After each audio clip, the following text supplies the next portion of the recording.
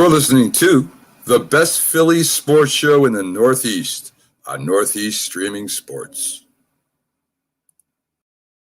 What's up, everybody? It's another Philly sports show with my main man, El Parcero Philly, and myself, the Philly sports guy. And we're here live on Facebook, YouTube. I'm sure he's going on TikTok. I decided to go off on TikTok today. Northeast Streaming Sports Network and on Zodiac TV. We're hitting them all today. That's why we do it here in Philadelphia. Philly strong, Philly loud. And we got lots and lots and lots to talk about today. Yes, sir. Excuse me. And, let's start off. We're going to start it off real quick. We'll start with all the bad news. Let's start with the bad news. First and foremost, just because I want to get them out of the way quick, because there ain't much to talk about except for the fact that they decided they didn't want to practice today. The Philadelphia Eagles, with a brand new coach and all of that stuff that they've got going on, have decided to opt out of their mandatory practices. And I know, and I heard that there's a lot of other teams that did that exact same thing, but we got a brand new coach. We got a whole bunch of different stuff, a brand new quarterback, really. Yeah. And now all of a sudden we're deciding that we ain't going to practice. Right. Yeah. I mean, so a lot of teams have opted to do the same thing. No voluntary workouts. I mean, they're, considering that we are going through a pandemic, some teams do feel like it's best to just not do it. I'm kind of in the same boat as you, the Philly sports guy. We're talking about a Philadelphia Eagles team that's implementing a new system. With Sirianni, he doesn't know a lot of these guys. This is a big job. Like, this team was bad last year. They're a 4-win team for a reason. So you'd hope that they would want to take advantage of those voluntary workouts, but that's not the case. They're just going to go right into training camp. And honestly, it does suck. Also, too, those kids that are trying to make a roster, trying to make a name for themselves, those voluntary workouts is where they set the tone. They make their good first impression, and they set the momentum leading into training camp, and they don't get that opportunity this year as well. And I promise you, the Philly sports guy, the quality of football that will be played in the NFL will go down this year. And for all those people who are upset with me when I told you guys that the next 5 to 10 years, the NBA will overtake the NFL, these are one of those reasons why.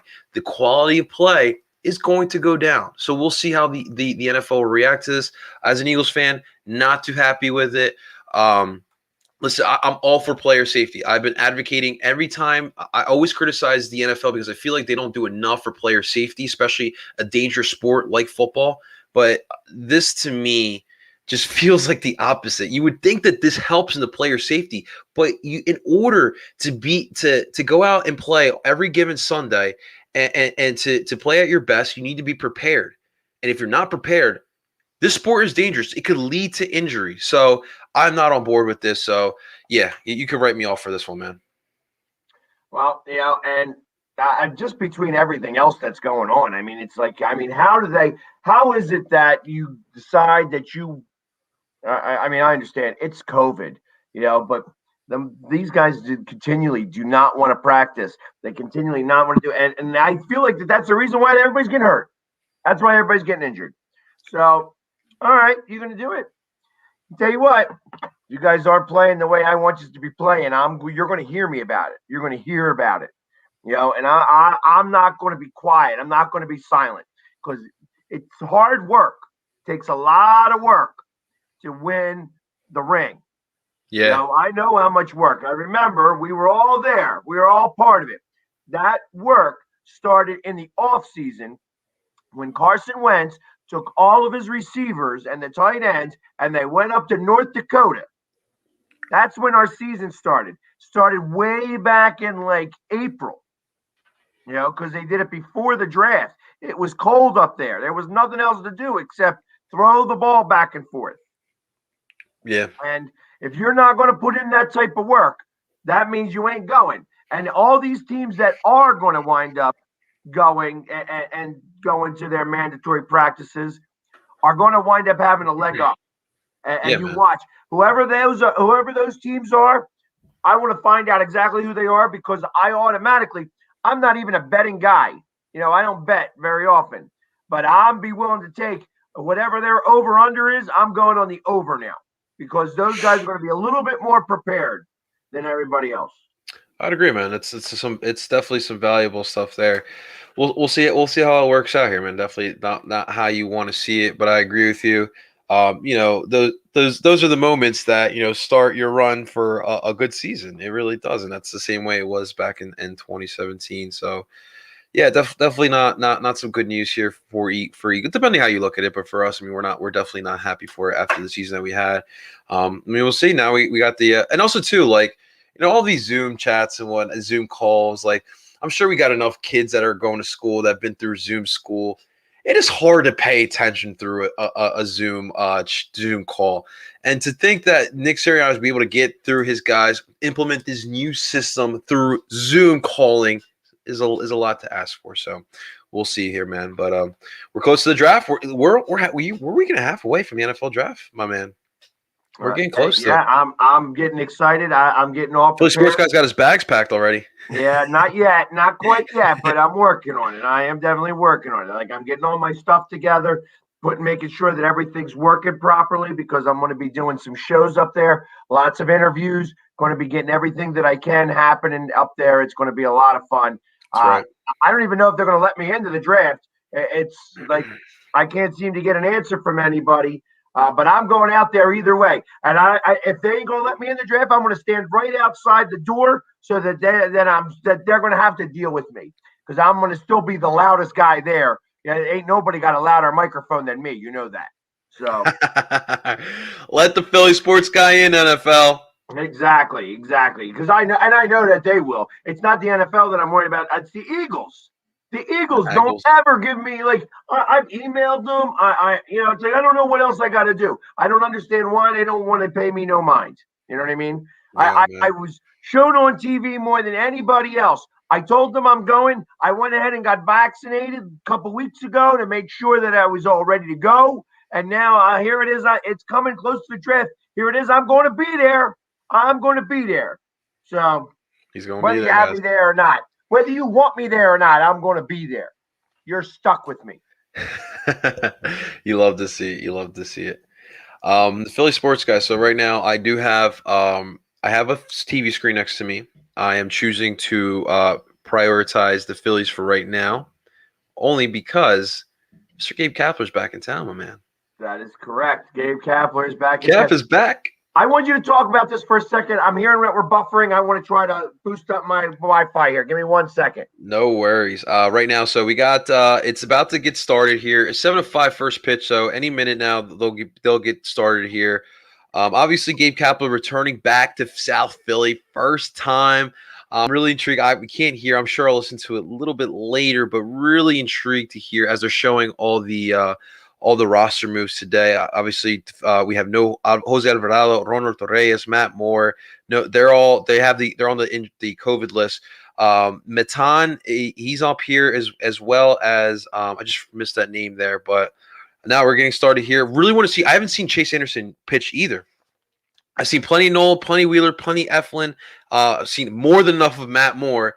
Yet to see Chase Anderson, so that's kind of why I'm prioritizing the Phillies tonight because I really want to see what Chase Anderson does. I think this rotation is solid. I just think that Matt Moore is just not the answer in the four-hole. Philly Sports Guy, I'm not sure if you saw, but I was there, which is a nice first out by Reese Hoskins. Good catch there. One out here for the Giants now. But Saturday, I was there with 444 Philly fan, and I saw Kata I was with the Fandemic crew. Philly Sports Guy, Matt Moore, I'm done with the optimism with him. I think I'm good. I've seen enough. I don't think he's a starter anymore. I wouldn't be opposed to putting him back in the bullpen because I do think he's a pitcher that gives you a solid inning.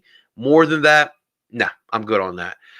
So I think I'm ready to put him back there. But that was of course I was there for the only loss in that series, the 9-4 loss to St. Louis Cardinals. But this Phillies team, as Mike Yastrzemski is up now for the Giants.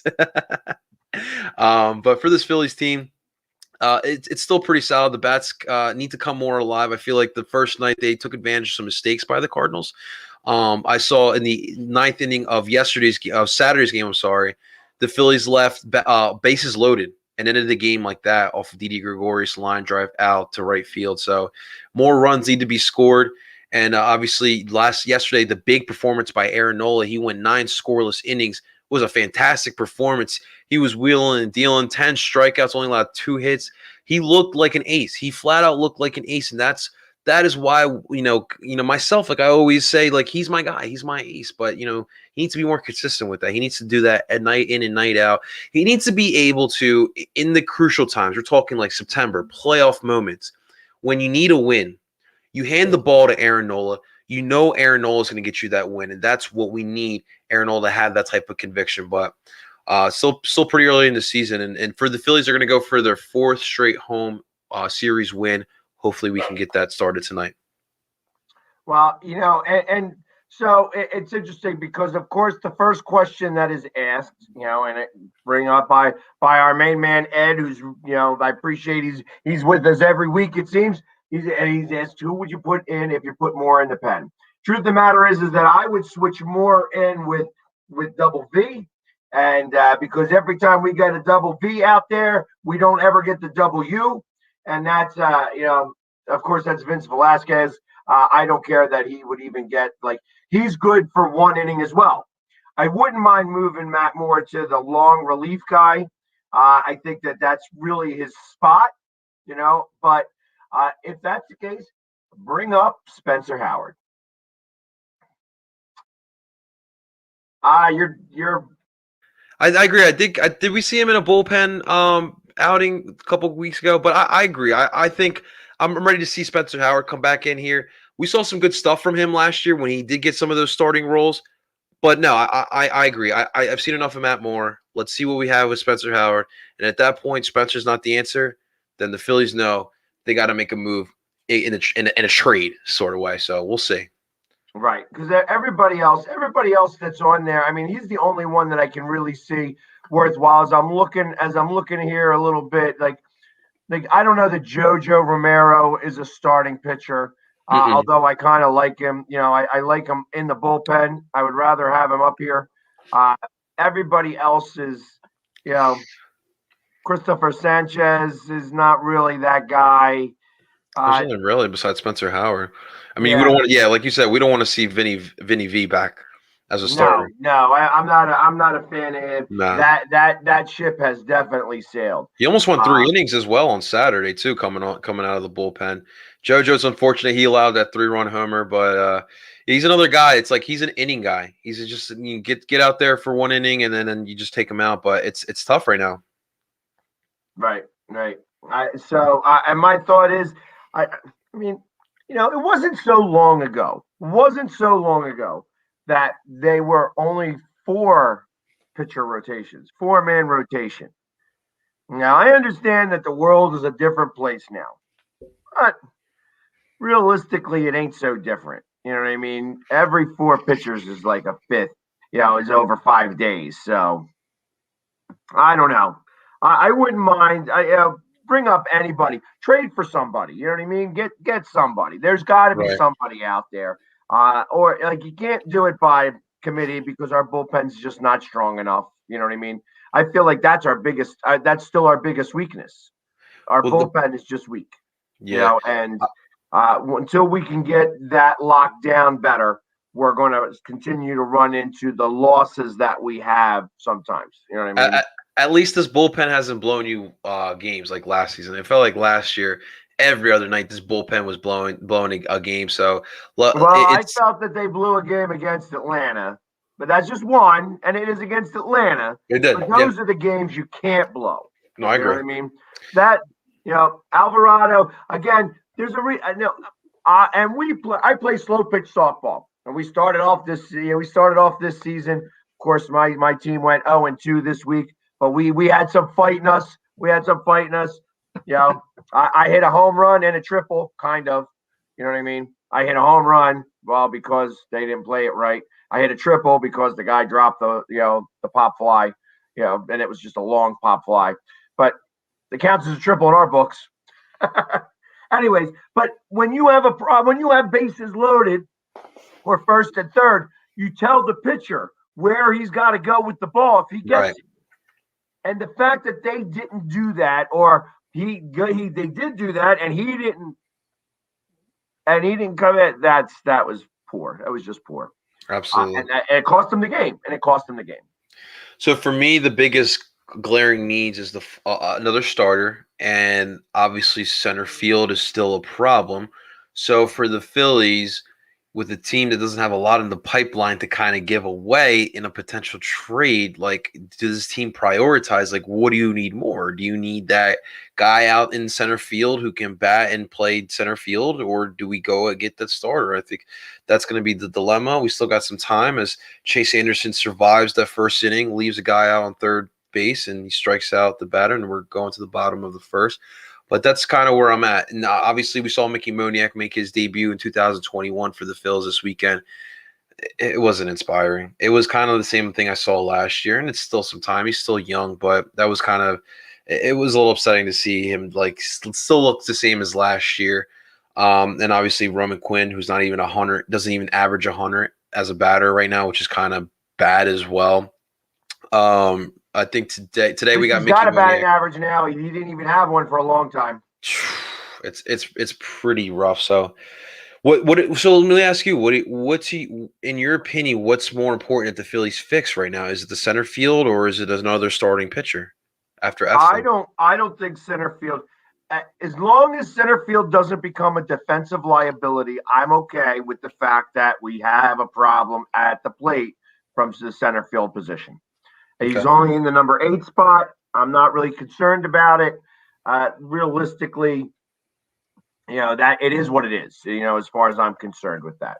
And I think about Bryce Harper when he came up to the major league level at age 19 and he was really young.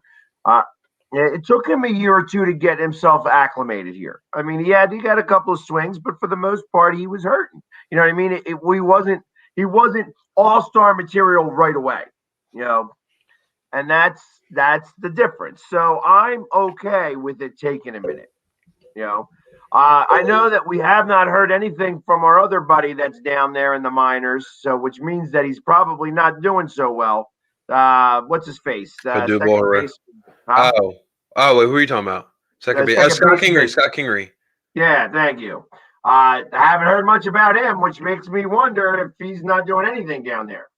It's because I mean, if we want to try to do better at the bat, that's who you'd go with at this point.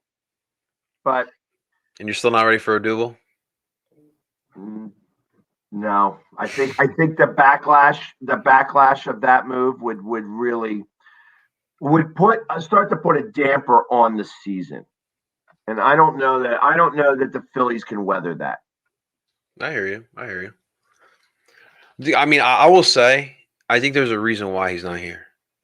I really do. And I don't think he's learned his lesson. And he didn't light up spring training, but to me, he was the best center fielder in spring training. But I think the Phillies know something that we don't. And I think that's why he's not here. I agree. That's just me personally. I heard that like when they had him up here, he was shunned from everybody. It was like I heard this firsthand from somebody who was there when they got all off the plane that he was not standing with the team. He was segregated from the team. And that made me believe right then and there that he wasn't going to be on it. When I heard that and that he's not going to come back, that they are not going to align with him in any way, shape, or form. And that it's easier to say we have our 8-hole is going to stink and not have a good batting average there, but it's not going to be a defensive liability. Right. I mean, as of right now, the fact that he was batting 100, Roman Quinn, or under 100, isn't as big a deal as him throwing that guy out at the plate. That was the difference between a win and a loss. So you can go at 0 for 8. He didn't have a batting average at the time. You know what I mean? So who cares? You know what I mean? Make those plays at the plate, save those runs, and all of a sudden I don't care as much. You know what I mean? And that's where the big deal becomes. Absolutely, man. Absolutely. You also were so the other news of this game is you're getting Nick Maton in his debut here with the Phillies in 2021. He's getting a start for Didi Gregorius, so we'll see what he's gonna do. As Bryce Harper is going up to bat, no men on base, 2 outs already. McCutcheon gets a pop-up out, and Reese Hoskins gets struck out to start this game for the Phils. And the Sixers are actually about to get underway as well. Right. Yeah, they started at 7 o'clock tonight. Who are they up against tonight? Who The we got? Golden State Warriors, Steph The Curry. Warriors. That's right. Warriors. They're just a shell of themselves from a couple of years ago. Yeah, They're man. definitely not the same team So anymore. the thing is though, Steph Curry's coming off one of his best weeks this season. He had 39 straight threes. He's like prime Steph Curry, but the problem is for them is obviously the supporting cast is not like what it was when he was in his prime. So Steph is balling out of his mind, but the team around him is not that talented.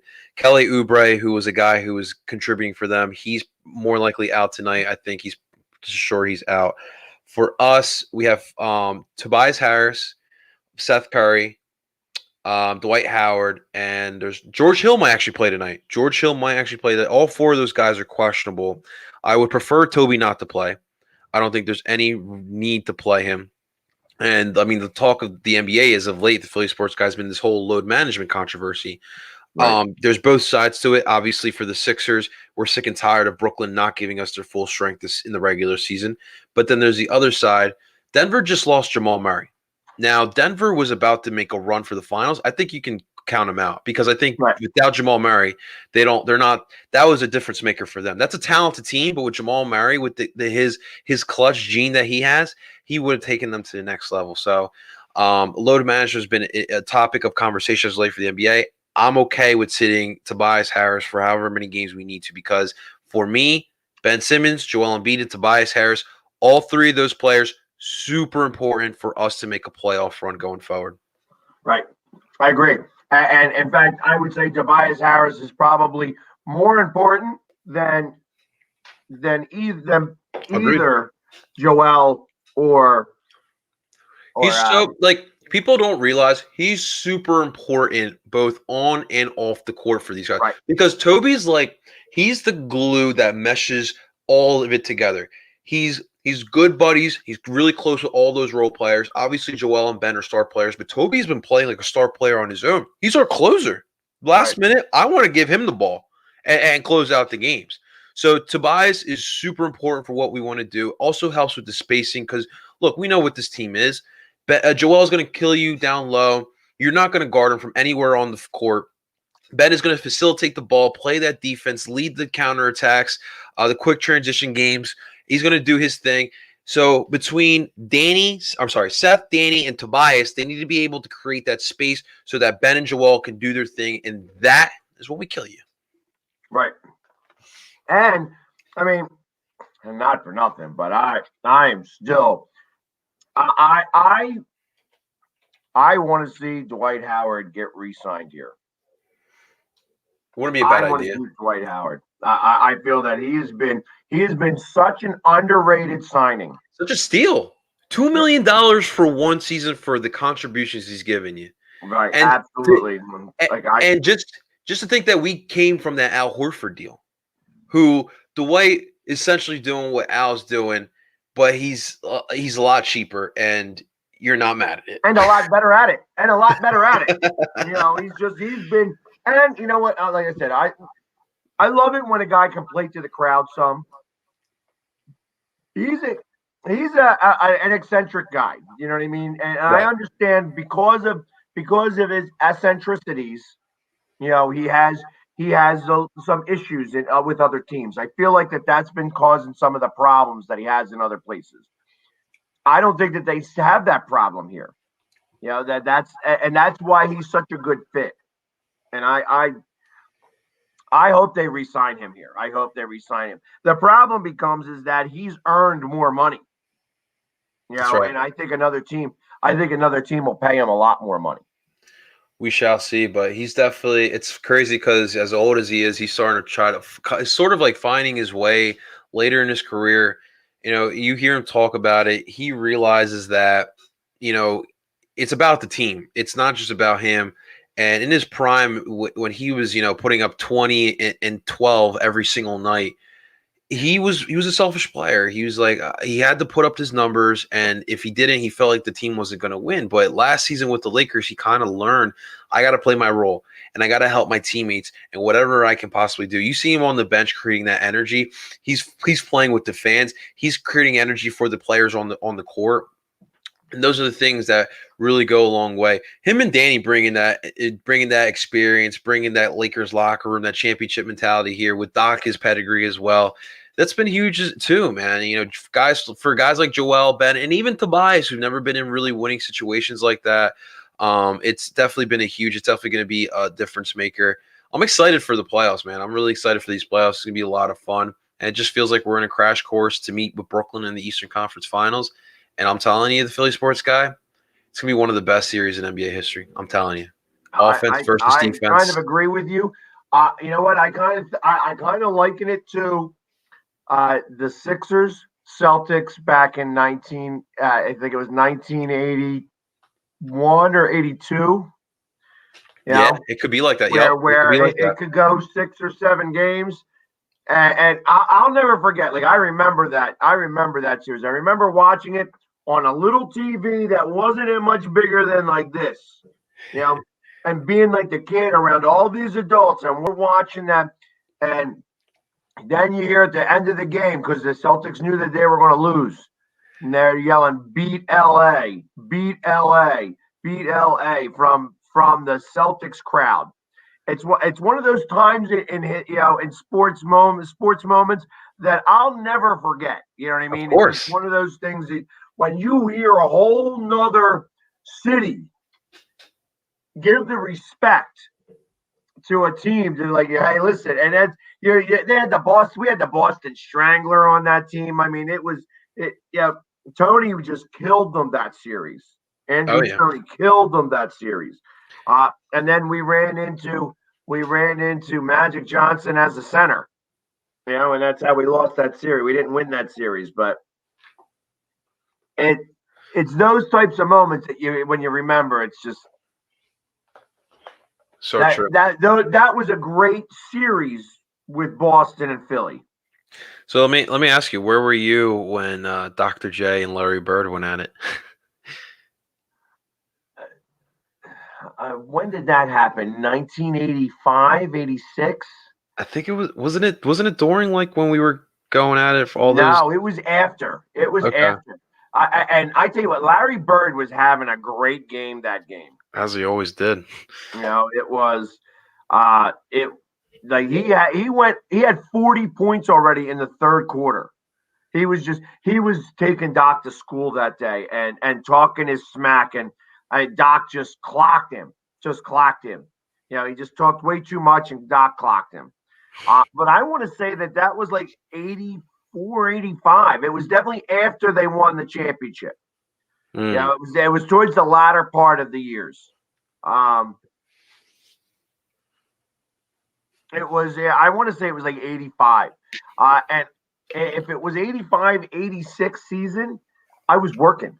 I was working at the Spectrum, because I kind of remember that all happening and watching that game. I'm just like, damn, Larry Bird can't be stopped today. Just couldn't be stopped.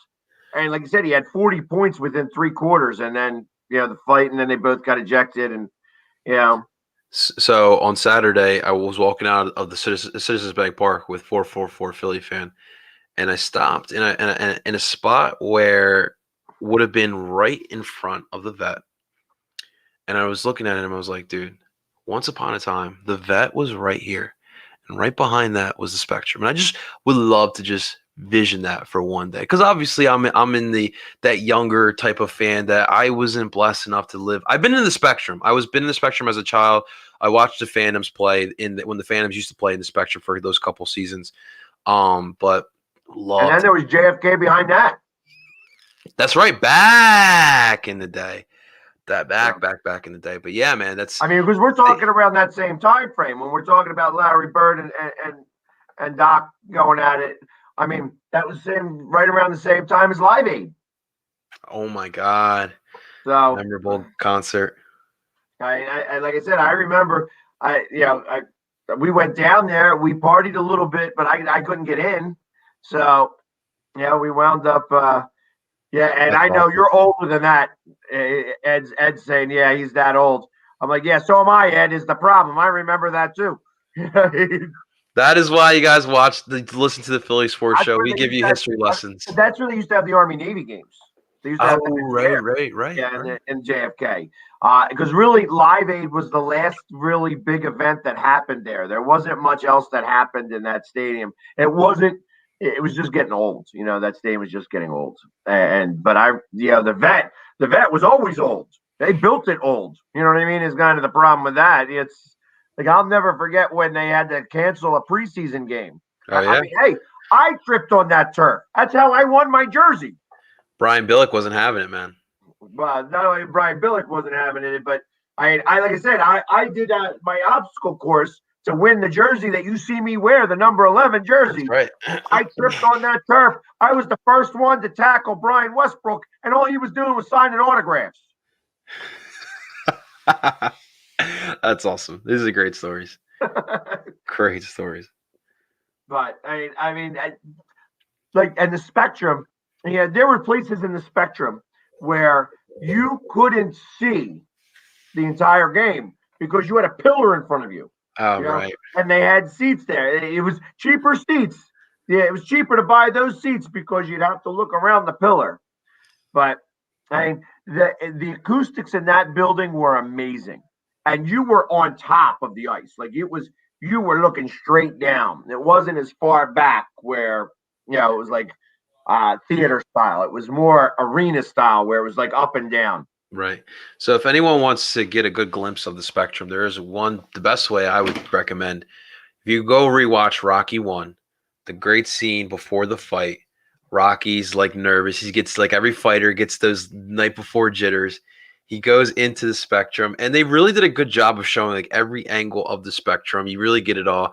And the great scene where he's like, "You got the short color wrong. I'm wearing white shorts." And they put the red shorts on it. One of my favorite movies. Philly cliche, I know, but it's just something about Rocky. It's the way I live my life. So definitely a great way to check out the spectrum.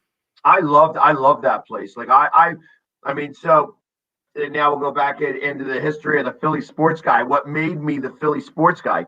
I mean, I used to go to Flyers games. I used to work as a busboy in the Ovations Club. For Ed, who remembers, it was originally called the Blue Line Club, and then it switched to Bullies after the Flyers moved over to the new stadium.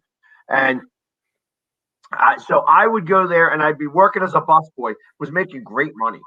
As 14, 15 years old, I was splitting tips and making $7.50 an hour as a busboy because it was a union gig. And my mother and my grandmother worked there. And then after I'd get done work, I would go and I'd watch the game. And I would sit there and I'd go where the Zamboni would go in and out. And I would hang there and watch all the games. I knew the players pretty well. I got to pull so that Eric Lindros wouldn't have to go out the front door and get mobbed by everybody. I would pull his car around back, and so he would go up through the tunnel so that he didn't have to be seen by anybody. So he would throw me his keys and I'd pull his car around. Yo, kid, get my car. Well, yo, kid, he was younger than I was. You know what I mean? So he's like a little younger than me, like 2 years younger than me. Did he have the mullet? I'd bust his balls, like he'd bust my balls a little bit, like, hey, I see the kind of car I got, right? You see the chicks I'm pulling, right? And I'm like, yeah, but I can go have a beer legally. You know what I mean? So that was about the bust that I had because he was the man and I was just a bus boy. But you know what I mean? I got to do my thing. I mean, my first beer ever was at a Christmas party held by the Flyers, given to me by Mark LaForest, who was a goalie, backup goalie for the Flyers for a little while. A lot of history with you and the Flyers, man. Oh yeah, like I remember going to Christmas parties and stuff like that with them. And I'll tell you the reason why Lazinski is one of my favorite players. I remember at 7 years old, I went into work with my mother and the same union had the contract over at the vet too. So I went in there and they were doing some type of event. It was like probably the circus or something that my mother had to work for. And I was going to the circus, and she brought me into work because I was going to this show. And one of the guys was like, "Hey, listen, I'll bring him over there and we'll introduce him to the Phillies." So they take me into the dugout, and there's Mike Schmidt and Steve Carlton, who was really super quiet, and Greg Lazinski, and we introduce him, and he's like, "This is the bull, Greg Lazinski," and he looks at me and he goes, "I eat little kids for breakfast." And like it was like kind of scary to me. I'm like, oh, he was a big dude, man. Big dude. And it was just that's why I say it was like, but it was awesome. It was awesome, kind of being in that environment, and just like, and those are things that I'll never forget. Like those things are like ingrained in my head, Just I could tell you that one of the best times they ever had at the vet was watching Mitch Williams pitch a 1-2-3 ninth inning against Atlanta to win the NLCS in '93. Yeah. Saw a real in the next section over me in the Phillies game Saturday. Saw this beautiful. I wanted to buy it off of Mitch Williams jersey. Had the '93 World Series patch on the sleeve. Oh my God, loved it. Great player, Mitch Williams. I'm sure that guy's not ready to give that up either. Nah, he probably wouldn't. Yeah. And I tell you what, here's the one thing that I didn't realize, because I didn't get to watch that game on Saturday. But you guys got host. Nobody could come into our stadium wearing powder blues. Oh yeah, I was not. And they were wearing powder blues. Yeah, man. I when I saw that, I'm like, no wonder they lost. Yeah, other than the fact that every time I think Carter Hart goes to a game, they lose. I will say I'm 0 for 2 at Phillies games as a Parcero Philly. So in 2019, I went to a Dodgers game. We lost like 22-9. I'm not even kidding. It was bad. Like it was in that run with the Phillies and Kapler, like where it's like the season needs to end, man. Yeah. So like Saturday, it was the pitching. Matt Moore just couldn't get out of it. He allows like 6 runs. JoJo comes in, closes out the inning. The next inning allows a 3-run homer, and it's just like hard to get away. So then in the 9th inning, you're like, that's over. But then the Phillies get the bases loaded, and you're like, oh, all right, let's go. We got a ball game here. I think Alec Bohm was coming up. You're hoping he gets a grand slam or something, at least get some runs in. He gets out. Didi gets out, and the game was over. So you end the game with bases loaded. Couple things happened in that game. In the 7th inning, bases loaded, and what's his name? 2 outs, comes up, and what's his name? Struck out. Oh my Lord, why is these names are like escaping me right now? Plays first base. Rhys Hoskins, Brad Miller. Rhys Hoskins. He was 3 for 3. Bases are loaded. Bases are loaded, and he struck out swinging. He had a great at bat, though. He had like 10 pitches, 11 pitch at bat. He was fouled a lot off. Struck out swinging. Came up in the 9th with the bases loaded, 1 out, and struck out again. Yep, that's right. Remember that? Yeah, because he started off really well, and it's like we need him in the clutch, and he didn't really come up too clutch. So right, and no Bryce Harper either. That was the tough part as well. Someone behind me was like, "Do we get our money back because we didn't see Bryce Harper?" I was like, "There's other players on this team." Go ahead and ask.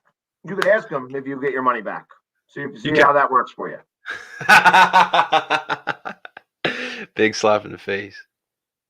But he came back out. The next night, hit a home run. Yeah, that's right. And a beautiful performance by Aaron Nola. What'd you think of Aaron Nola's performance? I couldn't watch much of the game because I was playing softball, and then I went and got ready for the Flyers game. So, which we will start talking about here very soon. It was, that's the way Nolan's supposed to pitch. That's the way he's supposed to pitch. And I feel like that when he comes in after a loss, that he's got to pitch that way. So, and the fact that he's all calm, cool, and collected about it all the time, that's the way I want him to be. I want him, I don't ever want to see him get excited because I feel like that's when he starts to get excited is when he starts to not pitch as well. Right. when he's sitting there just controlling the game, it's so much fun to watch. It really is. He's a fun pitcher to watch. It's just been the consistency and the clutch. He hasn't really been clutch. We always talk about those late season collapses that not just the Phillies, but he's had as well. So for me, I want to keep seeing that, but I want to see him. I want to see him play in October. I really do. I want to see what Aaron Nola can do in October. Really show what he has. There's a lot of talks whether or not Aaron Nola is an ace. A lot of talks whether or not Aaron Nola belongs in top 10 starting pitchers conversation. And I want Aaron Nola to just shut the critics up. And the way you do that is with your play. You keep playing like you did yesterday, you're definitely gonna get there, man. But loving what I'm seeing from Nola from that game, and hopefully he continues on in the next start, man. Hey, and in the ninth inning, he struck out the side. I mean, you heard Kapler, not Kapler. Oh wow! Whoa! You heard Girardi say that there was no thought of even taking him out. Didn't matter if he had first and second with one out in the eighth inning.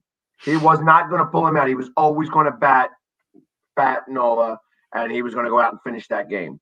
And that was a good idea because he struck out the side in the ninth. Nola would have fought him, man. So Nola would probably be just like, all right, yeah, whatever.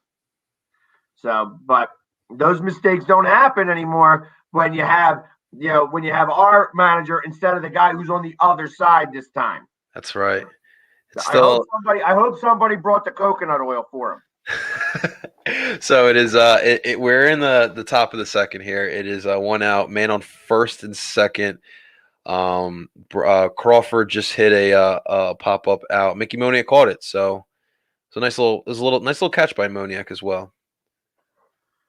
All right, good. Like I said, I don't care if they don't hit, as long as there's no defensive lapses. Right. Keep the defense strong. I don't care if you don't hit. Right. I agree with you, man. So,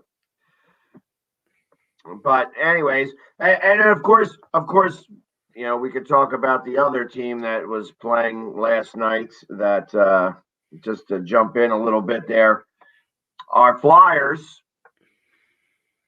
I was at the game, and they played a pretty good game. In the third period, they had a little bit of a lapse, so it wasn't as strong.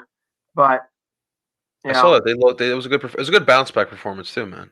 Yeah, it just the Islanders were in a little bit of a tough spot. They've lost a few games. Right. I thought that the Flyers, it was a game the Flyers should have won. Right. I would even almost go to say that they probably deserved to win, but the Flyers got to stop being cute with the puck. They got to stop being cute with the puck. I'm sorry. Are we keeping you up over there? You've been yawning a lot over there.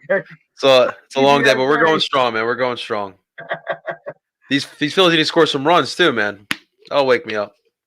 But they just too cute with the puck too often. Still doing that? Just like not why pass when you have an open shot on the net. It's like 3 or 4 times yesterday, 3 or 4, maybe even more, 5, times that they literally had the shot and passed it away, and that pass doesn't make it to where it's supposed to make it to. Like, It's so ridiculous that it's over and over and over and over again that they cannot learn this lesson. And I tell you, Hayes, last year Hayes earned his money. This year he has not. He has not earned. What the heck is up with him, man? It's been like a complete 180 from last year to this year. Yeah, I don't know. He had a couple of spurts, but last year he had that knack just getting in front of net. TK. Because I tell you, he has a couple of halfway decent shifts in the game, but he's like, where, what happened to the scoring prowess he had? That's what I was saying today. For me, I figured TK was going to be the future too, but I'm sorry, 9 goals through this season is not good enough for me, for TK at least. Yeah, I'm going to answer this question, Ed. I'm going to answer this question, and because I feel fairly strongly about this. I am not going to blame AV this season. This season, I'm going to give AV the pass. However, his assistant coaches gotta go. They gotta go. They gotta bring somebody else in here to change up the whole format. And the problem I have right now is one, I don't trust Fletcher. I don't trust Fletcher. He didn't do very well when he was over there with the Wild, and I still firmly believe that all the shots are being called by Holmgren. And, Mm. I feel that in my gut because this feels and smells and looks like a Holmgren team. And the problem I have with Holmgren is that he can't win nothing. Holmgren stinks out loud. Could never win in juniors. Couldn't win in the WHA. Couldn't win in the NHL. Couldn't win. Couldn't win as a coach, as an assistant coach. Couldn't win as a head coach. Couldn't win as a GM. Couldn't win as the vice president. Couldn't win as the president. And now he can't win as the senior advisor to whoever it is that he's advising. Until they get rid of him and half of the upper management of this team, the Flyers are not going to go anywhere. And so I don't trust Fletcher. I don't think he's doing a good job. I think that he got lucky last year where everybody got it put together because it was working a new system. You know, it's kind of like the Laviolette syndrome, or even we can go back to the Keenan syndrome, where you go in there and you wake somebody up and you get there and you start making the guys motivated, but after a few minutes, they start getting tired about it. And then they don't want to hear it anymore. And then they start to trail off. And I feel like that's the problem. I feel like that's the problem with this whole franchise right now. And until they start to figure it out and get rid of the upper top, like Ed Snyder would be turning over in his grave right now. He's turning over in his grave. He would not allow this to happen. He would have fired Holmgren a long time ago because he would know he wants results. He wants to see something happen. And the fact that that they continually do not let something happen makes me angry and aggravated. Angry and aggravated. I love the Flyers. I bleed orange and black just as much as I bleed green. And I could tell you all the stories back from when I was 3 and 4 years old going to Christmas parties, playing with the Watsons kids, you know, and they would come over to my house where the Watsons would be playing pinochle with my mother and my grandmother. So I know all of those guys. I know a lot of their kids. And I tell you, I have followed this team for as long as I can remember. I learned how to read by figuring out the box scores in the Bulletin and in the Inquirer and in the Daily News every day because my mother and my grandmother got all 3 of those newspapers. And I tell you, until they can figure this out, until they can get past all this, they ain't going nowhere. I'm off my soapbox now. Philly sports guy, it's those moments why we appreciate you. Like, you know, for a lot of us, sports is kind of a way of an escape from the reality of the world we live in. And for you, the Flyers have always been that for you. It's been always part of your life. And unfortunately, you know, I feel for the older generation of Flyers fans because you have dealt with the bullcrap for much longer than I certainly have. You know, the drought, we're over 50 years since we won our last Stanley Cup. And you know, these days with the Flyers, it's not even the same as, you know, even when I was a kid. When I was a kid, Flyers, you know, if they weren't a Stanley Cup contender, they were making the playoffs and they were making at least the second round every single season. And now I'm lucky if my Flyers even get into the freaking playoff. At what point did this Flyers team turn into a standard of consistency in the NHL to now? I don't want to use the word joke. It is a little joke. This year, the way the Flyers kind of handled the Niskanen retirement and handled a team that over exceeded the expectations, it's the second round in the playoffs. What are you going to do? You sign Eric Gustafsson? Like that doesn't excite anyone. And they really didn't do anything this past offseason to improve upon a team that made it into the second round. We're now in this huge mess that the Flyers are in. This season is we got some of these young up in here. And I don't know what the Flyers are going to do. This offseason, it reminds me a lot of the last offseason for the Philadelphia 76ers. What is this team going to do? Like, you do a Daryl Morey type of move if you want to get back into the playoff contention, Stanley Cup contention. And there's not much that they're going to be able to do. No. First off, we got to hope and pray. I mean, I'm hoping and praying that Seattle takes Voracek, because I don't think that there's any way possible that we can get rid of him. There's no way that anybody else is going to take him. So I'm hoping that he gets picked up in the expansion draft. What? know? I told And you. then, Go ahead. I'm sorry. Go ahead. and then, like, so they got Giroux with one more year left on his contract, and that's it. So I mean, after that, no more making $8.5 million. You got JVR. He's got 2 more years left to make an $8.5 million, and then you got Hayes, who's making some money. You got so until you get rid of some of those big contracts, and they're so good at doing that, making these big ass contracts that we wind up stuck in for a long time. And you know what? The picks that they got, the Phantoms were doing okay. The Phantoms were actually doing pretty well. But you don't hear about the Phantoms anymore because the AHL isn't as big a deal anymore. There's a lot of people that just came up because they're allowed to carry these big taxi squads.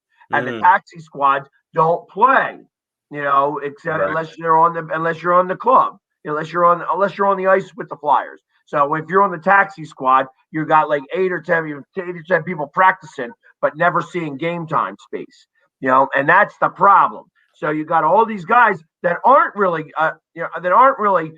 growing in the AHL. Like, because of the AHL, you'd be playing every day, and then you got to call up. Well, now they ain't doing that because they got this taxi squad now. That's for COVID. So the Flyers are systematically destroying everything that they did. And the truth of the matter is that even now, with only 3,000 fans in the stands, there's still empty seats. There's still empty seats. The 4 seats that I had next to me every time I go is empty. Nobody buys those seats. I know I'm going. I'm spending the money, but nobody bought those seats. Every game I went, nobody bought those seats. How is that possible? Flyers used to sell out every week. They used to every game. They used to be crazy like that. Flyers fans are the most loyal fan base in the world, as far as I'm concerned. They follow them. They'll follow them into the depths of hell to still love the Flyers. And everybody that I know that's a Flyers fan feels the exact same way. But I mean, this is getting ridiculous. It's getting ridiculous, and Comcast knows it. But you know what? It's going to start affecting their bottom line in their pocket. That's what's going to wind up happening. They're going to start to lose. They're going to start to lose season ticket holders because of what's happening. And you know what's going to really get under Comcast's skin? When the Sixers start bringing in more people than the Flyers do, because that's what's going to start to happen. Flyers are only going to start to get 12, 13,000 fans in the stands, and then all of a sudden Comcast is going to realize, because they've been complacent. And what happens when you get complacent? You suck. That's what happens. You start to suck. And that's what's going on right now. I think this Flyers team this offseason, you're going to probably back in like the 2011, 2012 offseason when they got rid of like Jeff Carter and Mike Richards.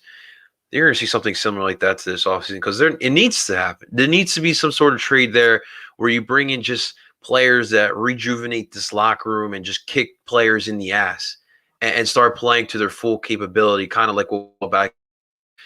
This Flyers team needs to make some big moves to kind of get back to where we all thought that they were going to be in the beginning of this season. But when we get back to Metro play, I mean, our division is still going to be tough. One of the division. We're in this East Division, and we think this is tough. Wait till we get back to the Metro. So this offseason is going to be really important for the Flyers opinion.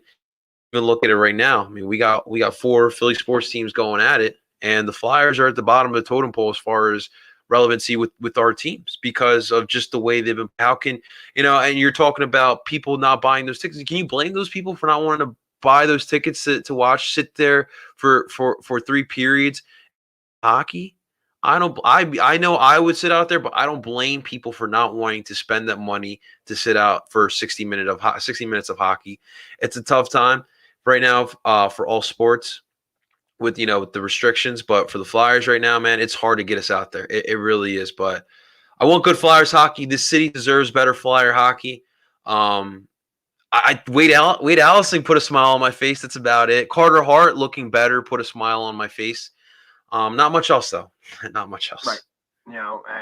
Beating Pittsburgh is always fun. Yes. And it was I mean, Carter Hart actually stopping all those guys on the shootout. Ladies and gentlemen. And Drew and Coots, I mean, it was like magic acts that they did in the shootout. That was fun to watch that a little bit and win in a shootout, which is something they never do. And beating Pittsburgh's always a lot of fun. Right. But, and then to come back, and I understand, Lions playing against the Capitals was definitely, ill-advised. I understand you're stuck with him, and even Moose would have kept that a much closer game. Lions got beat by the same goal 3 times in a row.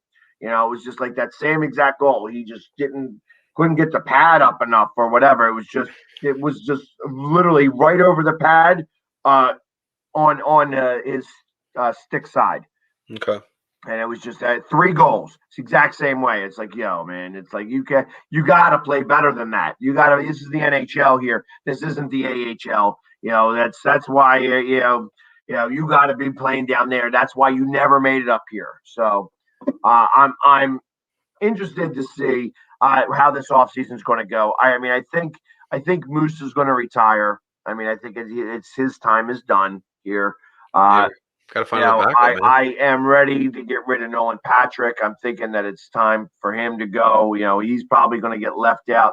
To be honest, there's no doubt in my mind that everybody could be open to get picked up in this draft, in the expansion draft for Seattle. I'd leave everybody. Here's the people. I'd hold back Allison, one, because he's showing a little bit of fire.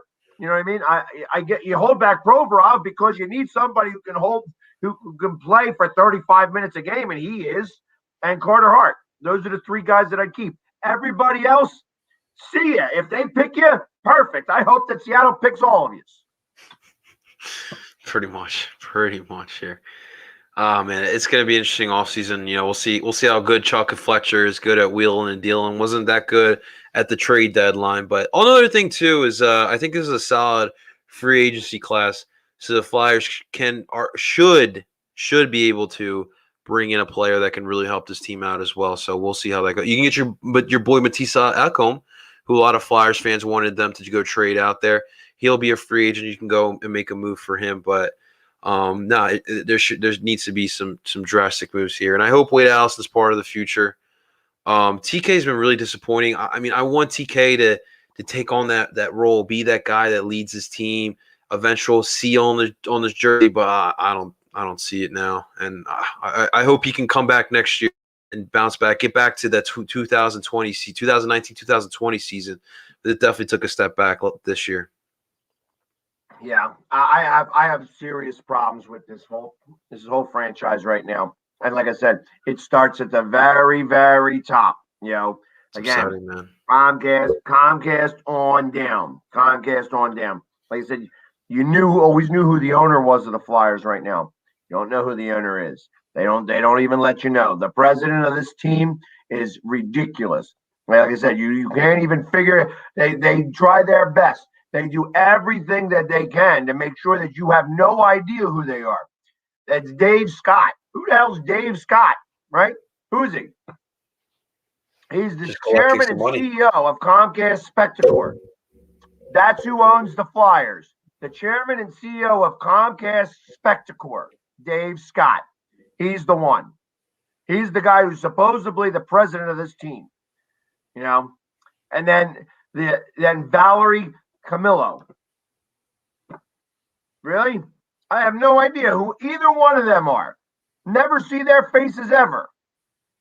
And then president of hockey operations and general manager and alternate governor is Chuck Fletcher. I tell you, it was always the puck began and ended with Ed Snyder. And then you always knew who the GM was. All we see now is Chuck Fletcher. And how many times did you hear about the Minnesota Wild doing anything? It's actually funny. I was talking about the other day. One of Chuck Fletcher's bad contracts was signing Zach Parise to a ridiculous contract.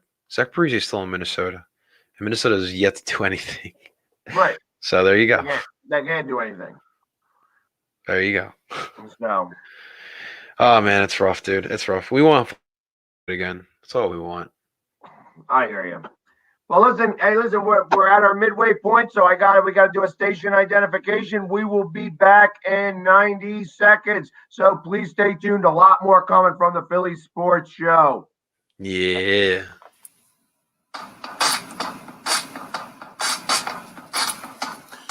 You're listening to Northeast Streaming Sports.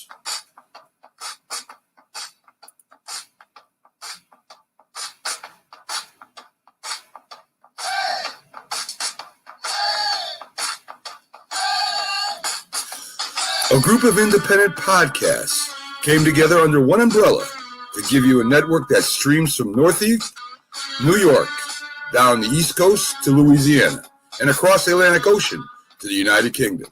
Northeast Streaming Sports streams live on Facebook, YouTube, and Twitch. Can be seen on Twitter and Instagram. Audio carried on Spotify. With our own website for the best sports information, updates, commentary, and entertainment. Sportscope, TGI Sports Talk, The Safety and the Sports Writer, The Philly Sports Guy, The Mac and Jack Sports Show, Stu's Wrestling Podcast, Four Stripes on Ice, Talking Baseball with Sal and Gioletti, Unscripted, The Big Shaw Sports Report, Frankie C Sports, Fantasy Football Face-Off, 12 shows and growing. There's one place to get your sports on Northeast Streaming Sports.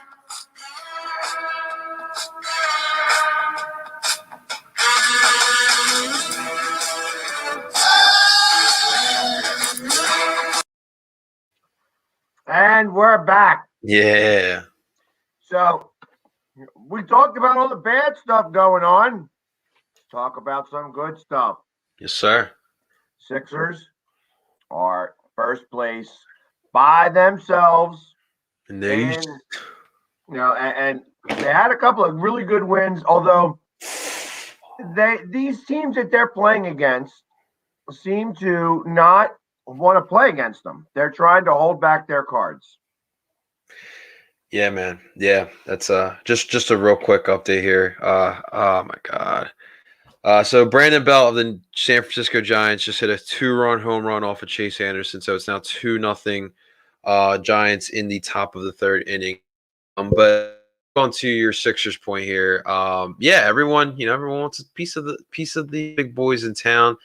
Friday night's win against the Clippers. That was a dicey one. That was one that right off the bat, the Sixers were firing on all cylinders. They jumped to an early lead. I think at one point they had a 17-point lead. And then the Clippers slowly were coming back. They were shooting pretty effectively. Rondo got into it as well. But the Sixers eventually closed it out behind Joel Embiid. Honestly, Philly sports guy, I don't know how you don't give the MVP to Joel Embiid. I don't care if he doesn't play the full games. There is no one in the NBA more valuable to his team than Joel Embiid. You watch the Sixers without Joel Embiid, it's a completely different team. It's a team that should be the 10th place team in the Eastern Conference, honestly. But when Joel Embiid's in there, you can't stop him. That footwork, it's too much for big men. He's too big for the little guys. He can shoot a mid-range game, the fadeaway. He could shoot a three. Three hasn't been working as much as of late, but he could still shoot it. He is an absolute mismatch, and I talked about it today on my podcast, Oi in Philly Sports. We were talking about, because obviously Golden State's in town tonight, which the Sixers are leading right now, but they're up by 10. I'm sorry. Golden State came back. They're now down. The Sixers are now only up by 3. But so Golden State a couple years ago, they kind of changed the game. Everyone was looking for all these 3-point shooters. You saw teams getting 4 good 3-point shooters on with a big man. You saw the Rockets try to reinvent the wheel by putting in putting a whole small lineup, a bunch of 5 shooters all out at once. But I think in today's NBA, we're getting back to the basics. Kind of what you're seeing in football. You're seeing it in baseball clearly now, but getting back to the old school style. Shooting is still really important in the NBA, and you still need that shooting. I agree with you, but you still need to play defense. And what a lot of people forget, when those finals championships, those guys play defense. Klay Thompson, a very underrated defender. You had Draymond Green. You had Iguodala, defenders there. Steph Curry can get a steal here and there. And I look right now, there's 3 teams right now who I feel have a good chance of being in the finals. That is us. That is the Los Angeles Lakers. That is the Denver Nuggets, because we're all built in a similar stature. It is deep teams. They on those teams, and it's the positionless basketball. And I think that the Sixers team has that right now. And I think that teams are starting to realize that, okay, we do need a big length is still important here, but there's a way you got to do it. The Sixers found their style. It's working right now. And honestly, I can't wait till Eastern Conference Final. I can't wait to play Brooklyn in the playoffs. I cannot wait to see the best offense versus the best defense. It's going to be like the 2002 Super Bowl, the high-flying Raiders offense versus that stifling Bucks defense. I want to see what it's going to look like. Is it true?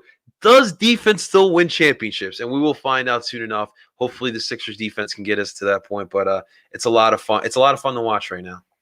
I agree. And to be honest, I feel that the Sixers – I mean, I've said it all season long that I thought the Sixers were going to be number 2 coming out of the East, into the playoffs, and then they were going to win. Yeah, they're going to win the Eastern Conference and, go to play an LA team.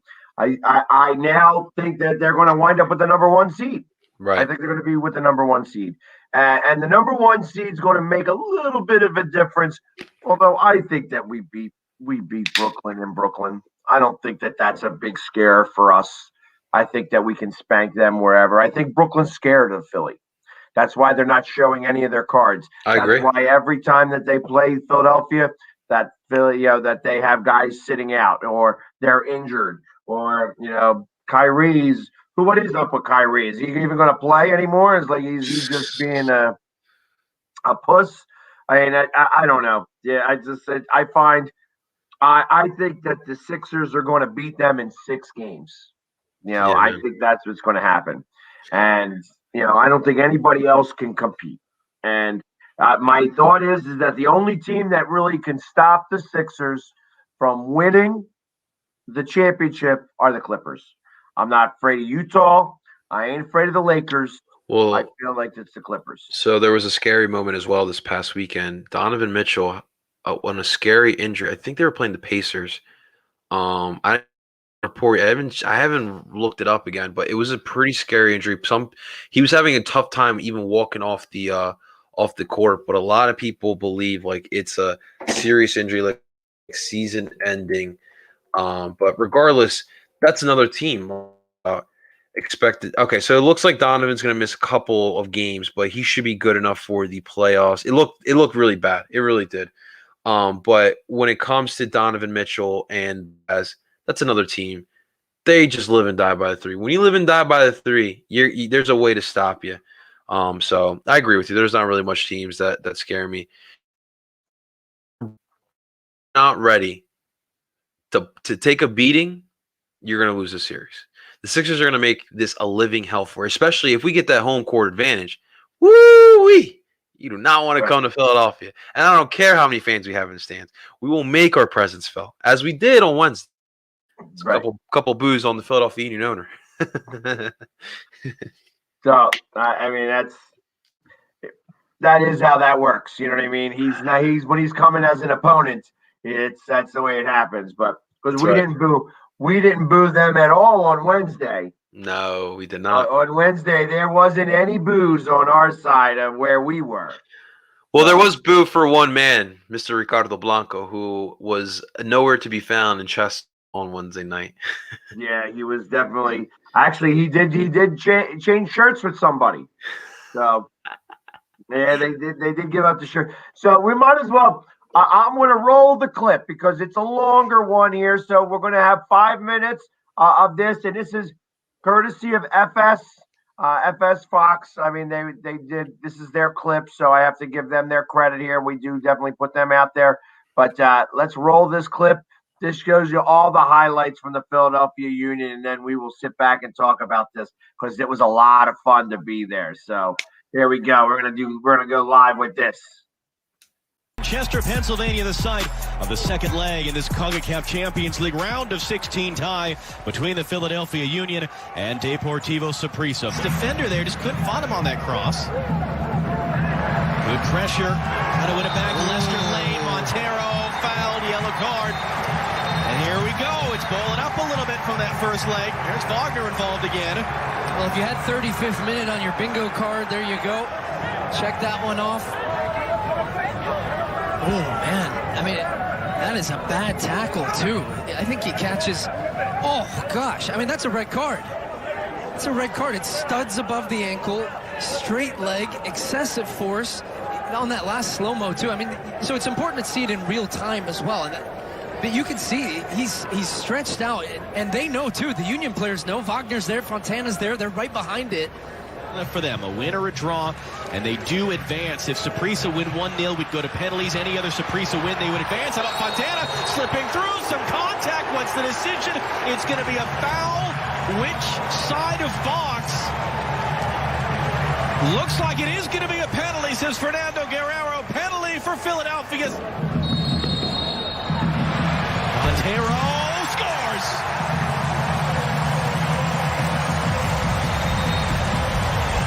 They're rewarded in front of the Sons of Ben with a goal from Jamir Montero. Just smashes it right down the middle. Cruz guesses, goes to his left, and he likes that one. Union 1-0.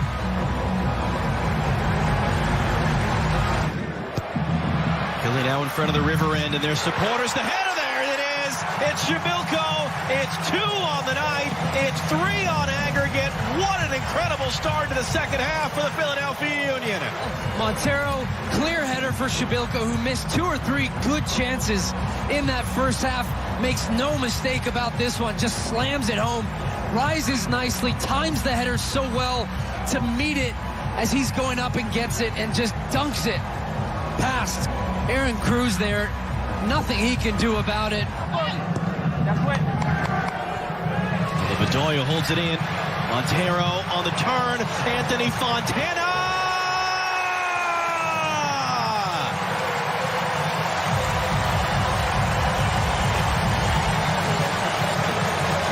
This looks like he's going to lay it back. Oh, no, and it's actually the left back, Cortez, who was late to get up, that keeps him onside. The finish is excellent, and he's deserved one tonight. Been really active, involved in the game, linking up well up front with Shabilko. The run is so good here. He times it so well and allows for the space and the play to develop. Montero slips it in, takes it across this goal, past Cruz, into the back of the net, 3-0 Union. Really good finish. Knows where the goal is. Doesn't even need to pick his head up and look. Knows exactly what he wants to do. 18-year-old academy product for Saprissa. Just a misplay there. Chance for Montero. Heavy first touch. Got back to it. Montero puts the seal on it. 2 goals for Montero. 2 assists as well. What a night for the Union. For the Philadelphia Union. Does so well once again. Espindola thinks he can get there. Nope. See you later. Bye-bye. Back of the net. Doop, doop, doop. All night long for the Philadelphia Union. They have looked so good in this second half. 4 goals to the good. Montero once again, just his composure here in this moment, sets up Cruz like he might come back to the near side, instead opens up those hips so nicely and just passes it into that far corner. What a night for him. He has been excellent. And that will end it. The Philly Union, scoreless in the first half, explode in the second half, and cruise into the quarterfinal in their first ever appearance in the CONCACAF Champions League. 4-0 on the night over Deportivo Saprissa of Costa Rica. 5-0 on aggregate. For the best soccer content. Doop, doop, doop, doop, doop, doop, doop. And all Doop, those doop, goals doop. happened right in front of us. Yeah. When he hit that flag, that was literally, I could have spit on him if he was, like I said, I could have literally hit him with the flag. Because he was right in front of us that entire time. All 4 of those goals happened right there in front of the Riverside, in front of the Sons of Ben, who were not quiet the entire game. And me as the Philly sports guy, everybody knows if you've been around me, you know that I'm a loud guy. It's hard for, like I said, I usually can beat everybody around me. I had to learn the songs. Yeah, I didn't know the songs. I can't just go in there and start yelling and screaming and carrying on. You got to learn a little bit. So I You'll was get there. fairly quiet, but they gave me a really big flag, and I was waving that flag all second half. It was a lot of fun. You know what I mean? It was just a lot of fun. That is awesome. Just real quick, I've said this enough to the Philly Sports Guy, but just really want to thank on the Philly Sports Show. I want to thank the Philly Sports Guy. I think everyone who's watching knows how important the Philly Sports Guy is to Philly sports. Being able to see the Philly Sports Guy dressed up as the Philadelphia Union, representing Philadelphia soccer team on a global stage, quite honestly, on the CONCACAF Champions League. That's a global, if you ask me. It was truly special. It meant a lot to, I know, I talk to my Union fans. It meant a lot. Seeing you there wearing the gold, wearing the blue, it felt right. And it's people like you that are going to continue making the narrative that this is a 5 sports city. And I truly believe you do. And I can't wait. We're gonna be back there next Saturday. But I really just wanted to do it on the air. Thank you so much to the Philly Sports Guy. You mean the world to Philly sports. So thank you, man. I really appreciate that. Well, I appreciate you saying that to me, but I have to give the thanks to the Philadelphia Union. I mean, it was hard to find a jersey that would fit me. It looked good. And so it was so like I had to reach out to them specific.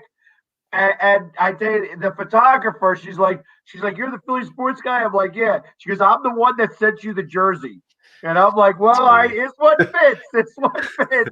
Because I was having a hard time. Soccer players are smaller than me. Yeah, they really are. So it was a little hard to find it. But I really got to thank them for saying, hey, we want to be part of the Philly Sports Guy thing. We're in Philly too. The stadium is literally right down the street from my house. Literally right down the street from my house. I can get there within 5 minutes. If I wanted to walk, I could. I don't walk anywhere, but that's beside the point. And to be part of that, and like I said, I wasn't as loud as I normally was because I didn't know the song. You'll get there. But it was a lot of fun, and they don't stop. They don't quit the entire time. They have guys with megaphones walking back and forth doing their thing, and it was a lot of fun. So I have to thank my buddy Chris for getting me the ticket to go to the game. And him and his girlfriend. The girlfriend had not met me before, and she's like, "Wow, you are everything that I heard you were." You know what I mean? And then they give me the big flag. The Sons of Ben. They're like, "Hey, if we gave you a really big flag, would you fly it?" Who are you talking to? Absolutely, I would fly it. Of course we would. Of course. And then to watch that second half unfurl the way it did. Literally, it was awesome to just be a part of and to pay attention to. I agree with you. It's funny because I had this conversation with Oscar from the Pandemic Crew on Saturday. In soccer, I enjoy the singing. I mean, obviously being Colombian, I grew up in that. But what people don't realize, our singing it benefits the players. Like, they feed off of that energy, and that's why we try to be as loud as possible. And it's important for us to be as joyful and as cheerful in those songs. It's not for ourselves; it's for the players, so we can win. We want our team to win every game. That's why, I know it sounds a little negative when you hear like Philly fans, talking trash to the opposing team. It's why we love Philly sports. There's not many home field advantages like Philadelphia, because if you're not part of our team, we will let you know you don't belong here. So that's why I love it. But being down in Chester, being in the River's End, being with my Sons of Ben family, we want our team to win. We will do what it takes legally for our guys to get that W. But what I want to ask you, for those Philly sports fans who are kind of on the cusp of whether or not they should go down there or not, the general 4-for-4 fans go down to Chester and watch a game, watch the Philadelphia Union play. I mean, anybody who's from Philly, they know that Chester gets a bad rap. So Right. I understand where some of the apprehensions may come originally. Right. And if you have to come out of the city to come to a game and you have to park your car in Chester, first off, it's very well patrolled. You're not going to have any issues or problems with your cars in any way. It's not like going over to Camden where they just kind of let your cars be. Right. It's actually very well protected over there. They do not let anybody mess with anything over there because they're very, the union are very strict on how they want to have this done and how they make sure that. That being said, once you get beyond that part there, these games are fast. Yeah, so it's like think about it. You when they kick off, you got 50 minutes, and it's a lot of running back and forth. When you're watching it on TV, it can get very boring because hey, it's like okay, they kick the ball, oh, now the other side's got the ball, now the other side's got the ball, and then you got to figure out like what is offsides and why are they throwing the ball in, and what are some of the rules that come with that? Why are they bringing out a yellow card? What's the difference between the yellow and the red card? And I tell you what, if you watch this series, we didn't know that. We still don't know what that is from this series. But truth of the matter is that when you go to a Phillies game and the game only takes 2 hours and 20 minutes, you watched a great game. You're excited about it. It was quick. When you go to a Union game, it happens fast. So when you're going there, it may be 0-0, but they're not stopping the entire time. It's running back and forth. They're doing a lot of things in that hour and a half's worth of time, and it makes it much more worthwhile.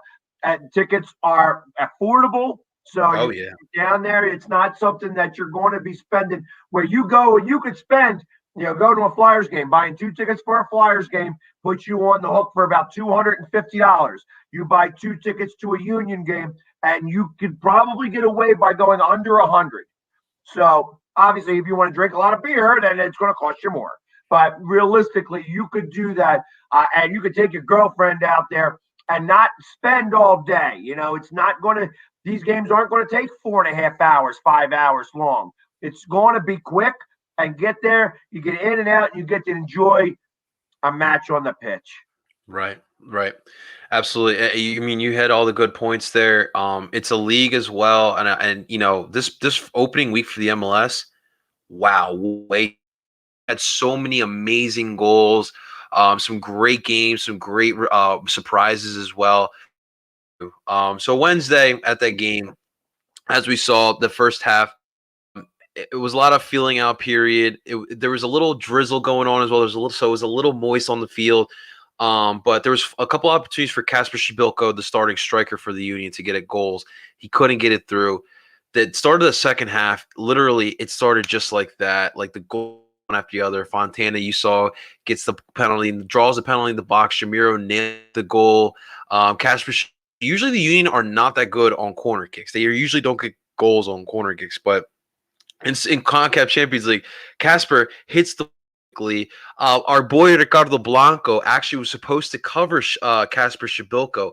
He lost him, and Kasper was open, and he hit that ball perfectly with his head, gets the goal. Another great goal by Fontana and Jamiro to end it. Jamiro put himself on the map, and honestly, just from his Saprissa performances, he needs to be put in the early MVP race for the MLS. He's going to be playing in that number 10 role, the role that Brennan Aaron played last season. He's played this before. He played this in 2019, but Brennan was playing at a completely different level. That's why he's in Europe right now. So Jamiro, my God, in those 2 matches, he stole the job. Flat out, he stole the job. He is our number 10, and if he takes a dip in form, that's when you take him away. But you got to keep him there. And to me, he's an early MVP candidate. I'm just saying that was pretty impressive. But just to kind of talk about like what the significance of that series win for the Union, we represented Philadelphia on a continental level. I love my Philly sports, but the Philadelphia 76ers, the Philadelphia Flyers, or the Philadelphia Phillies will never say the same. The Union represented the beautiful city of Philadelphia on a continental level. They took down a Costa Rican giant in Saprissa. Yesterday, I was with my Mexican buddies who are all Liga Mekis. They literally were like, "You guys just took down Saprissa. I'm not messing with you guys." And these are like big Mexican soccer fans. And now they're scared of Philadelphia. So what they did these past 2 Wednesdays, spectacular. Putting Philly on the map, absolutely spectacular. We'll talk about it next week, our next matchup, but we're going to stay in country. We have Atlanta, big matchup, really important, but we'll talk about that next week. And then we move on to Sunday. The Union opened up their MLS season in Columbus, facing off against the reigning MLS Cup champions, the Columbus Crew. Out with a 0-0 draw, but I'm here to tell you, I'm so happy with why the Union's history in Columbus at Matfire Stadium, playing its final games this season in that stadium. Halfway through the season, Columbus is going to move into their new downtown Columbus Stadium, which is going to look really beautiful, by the way. But the Union have terrible history in Matfire Stadium. To be able to look like the better team, I'll be honest, look like the better team through 90 minutes of play. They walked out there with the point. I will take that. It was a solid outing. Jamiro still looked like Jamiro. There was a Jamiro in the first half of the problem. There was space between the two central defensive midfielders and the back. Jamiro, they couldn't find Jamiro in that space, and that kind of was a problem in the first half. But they had some good opportunities. And then now for the Union, after that draw, the second game, which myself and the Philly Sports Guy will be at home for the home opener for the Philadelphia Union season against Inter Miami. Team is looking to beat us. We kind of took care of them pretty well last year. We kind of embarrassed them a little bit. I'm going to be honest with you. They brought in a star player from Europe last year, Gonzalo Higuain, played for some big clubs like Juventus, Napoli, Real Madrid, Chelsea. He came here last year in his first game in the MLS, came to Philadelphia. He's never even heard of the city of Philadelphia. After that day, he learned. We made him look like a rookie, youth academy player. And so I'm sure he's going to come in Saturday remembering that game, and he's going to become motivated. So it's the Union are a lot of fun right now. I know the Sixers, and trust me, I'm all on board with the Sixers. I'm all geeked up on my Sixers right now. This Union team is so exciting to watch. And we were talking about it too. This team plays like Philadelphia. The aggression they played with, they were so physical against the Saprissa team. The size, the height. Oh, man, this team is Philadelphia.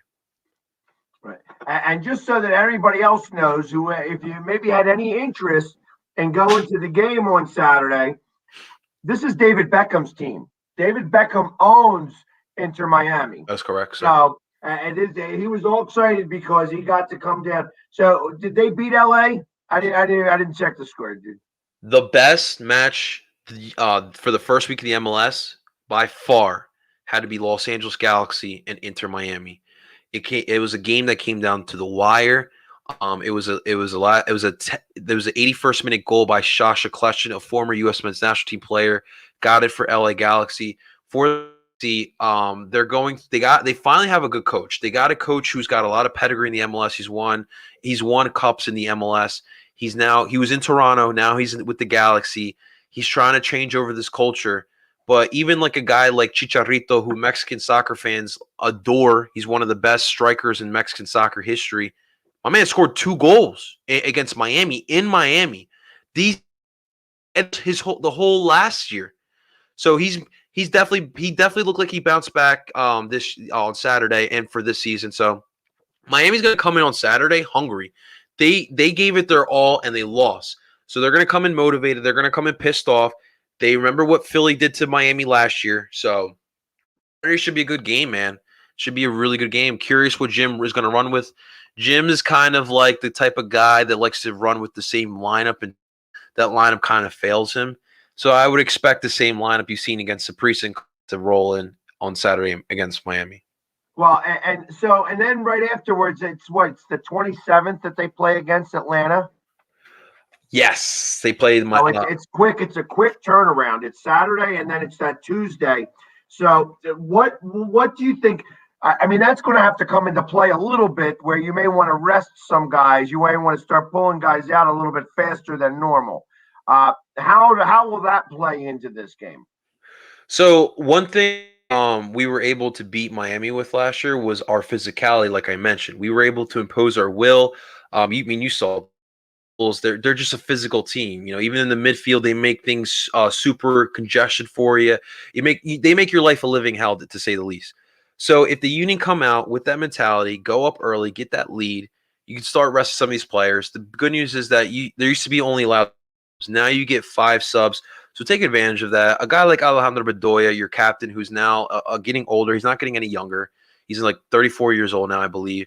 Rest him up. Rest one of your strikers up, but definitely use those 5 strikers. I don't want to. This is a team that we are better than, and considering the fact that we got a draw against Cologne, get that win, especially your first game at home. So definitely get that lead and then start getting those young kids out there. So Paxton has yet to see any minutes less. I would like to see him see some minutes. This is a guy who has been promised to be better than Brendan, who we just sold $6 million to Salzburg. So I want to see him out there. Jack McGlynn caught a lot of eyes on Wednesday when we were there. He looked really good in the second half, number 16. Quinn's very versatile. The man could play different positions, a forward, midfield. Those are different guys I want to see out there as well. Another bit of news for the Union is that they have loaned out last year's signee, Matish Orovich. He's also known next season. He's been loaned out to a club that has been undisclosed.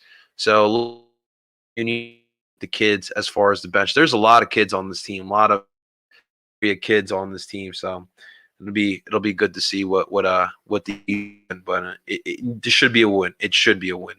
Well, I'm excited. I'm going to be there again. We're both going to be there, loud and proud. Yeah. I'll bring the sombrero this time. It might be. Yeah, we don't know yet. We're gonna try to get it. It might be the famous four out there for Philadelphia in the corner on the river end. We're gonna try to make that work. Might be all 4 of the 4 majors in social media, in sports social media. The top 4 guys that you could think of. That might be all 4 of us over there. In the river's end in that corner, in that creeper's corner, as they call it. That's old school. That's 2010 stuff, man. Those guys have been there since 2010. So hey, I was glad to be hanging with them. And it's like and they didn't yell at me for flying the flag too much. So I was good about that. I didn't want to do that. Yeah, you did want to make sure they got to see it. So you were built for Chester, man. You were so built for Chester. The passion, the energy, man, you're built for it. Yeah, it was a lot of fun. And the guys, like I said, the guys know me. They've seen me out there and they've seen me painted up a couple of different ways. But this is the first time that they got to see me as the Union guy, and it was the first time I was the Union guy. So it was absolutely an awesome experience, and something that you have to. Being a Philadelphia fan, you know me, I'm a homer anyways. But you still got to go out there. You got it. This is a Philadelphia team. I know they play in Chester, but this is a Philadelphia team. They work hard. They do what they got to do. They won the Shield last year. And that means that they were the best in the MLS, and they won the Shield. They didn't do it in the playoffs, but you got to take those baby steps. And this is a team that is primed to possibly go to the MLS Cup this year. And you're starting now. Right now, with the way that they're playing, there's a good chance that once we get past Atlanta, that we'll be the favorite for the CONCACAF. So I would love that. So not to look too far ahead, but what I was talking about with my Mexican buddies yesterday. So if the Union get through Atlanta. Now, Atlanta has CONCACAF pedigree. This is their 3rd year in the tournament. But if you can get past Atlanta, there's a potential that Club America could be there in the semifinals. Now, Club America is the biggest club in North America. For me, they're the Yankees of Mexico. The championships speak for themselves. They are known worldwide. Able to play Club America, the biggest club in North America, that would be redonkulous, and we'll see what happens. But like I said, I'm just going with the flow. I'm enjoying this. I never expected the Union in its history, and to be here to get that win against a Costa Rican giant like Saprissa. I'm enjoying this, man. It's a lot of this team. Always brings a smile to my face. And I told you after Wednesday's win, I thought it was gonna be emotional because it's such a special moment that we're going through. But I had so much. It was just such a fun night. The goals, the energy. I was listening to some old chants that people were throwing out there. Back in the day, I think it was 3 or more goals. The Union would give you a free haircut from Sports Clips. That was a sponsorship. And someone behind me was like, "Yo, we want the free haircuts." And I was like, "You're an OG. I love you." It was great. But I was wondering where that was coming from. And yeah, free haircuts. I'm like, yeah. Ain't nobody cutting my hair. Ain't nobody cutting my hair. kind of like with the Sixers and the Frosties. That's what the Union were doing back then with the free cut. Nah, it's been a lot of fun, and I can't wait for more. With the Union, it kind of remember when the Flyers came in the National Hockey League. Philadelphia kind of wasn't sure about hockey. What is hockey? Do we follow this? Why is there ice? There were so many question marks. But look at it now. There's a huge cult following for teams here in Philadelphia. And I'm sure the Union will get there as well once we start getting used to soccer here in America. The thing is, too, is like with the whole downtown stadium thing, Philly sports guy, like I'm the same way. Like I understand the importance of a downtown stadium, but when you're in Chester, like you understand, like I don't want to. I love that we're down there. Honestly, I feel more safe being in the corner of Chester that we're in South Philly sometimes because no one really bothers you. It's just really us. We still have the brewery right next to the practice field, which is great beer as well. It's just chill vibes, honestly. Yeah, and like I said, when you get down there, you don't even realize that you're in Chester. Right. It's on the waterfront, and the waterfront's a lot different out there than it is when you think of Chester in general. And I know that Chester always gets a bad rap, and there are some spots in Chester that it's are tough as everywhere. But I tell you, the Union has actually done a lot for the city of Chester, and they've started to beautify a lot of that area in there. And like I said, this is on the waterfront, so you see some of the architecture and stuff like that you don't get to see anywhere else. They got the old electric company, the electric factory right there. That whole building has been redone, and you got the tugboats. Hey, my buddy Tugboat Joe, he has his tugboats right around the corner from where they play. So it's the water is right there. You could actually bring your boats and actually listen to the game.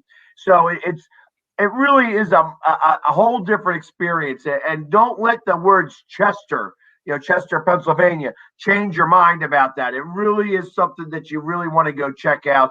And the field is beautiful. The field is gorgeous out there. So, and they really do take good care of it.